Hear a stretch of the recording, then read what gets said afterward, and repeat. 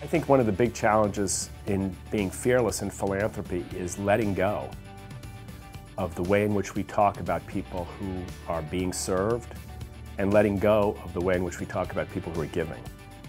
And ending the hierarchies, implied and stated hierarchies, and beginning to build movements that are about relationships, where we are very clear and honest that people who have great vulnerabilities also have great gifts.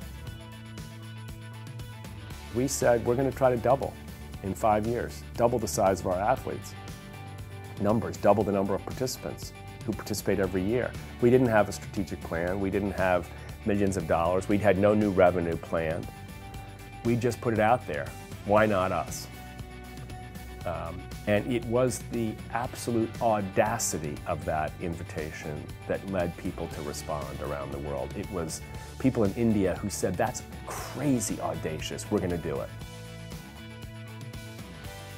I can tell you, having been here 15 years and having seen this movement change wildly in that course of time into a grassroots social movement for tolerance all over the world, that the single most important turning point philanthropically in the last 20 years in making that possible and taking us out of an occasional sports event into a movement, global movement of tolerance and acceptance and joy through the power of sport. The single most important moment in our history was Gene and Steve saying, we're in a big way for you.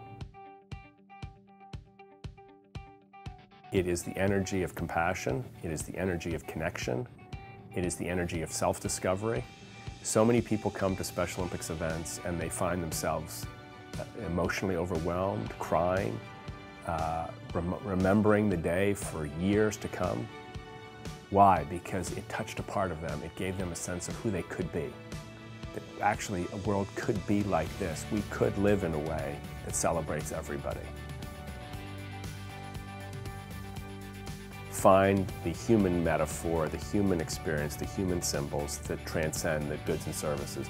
If you're trying to build a house, find the human experience of what it means to have a house or to give a house, and find the people connections. We have to begin to recognize that the earliest call to philanthropy was to be repairers of the breach.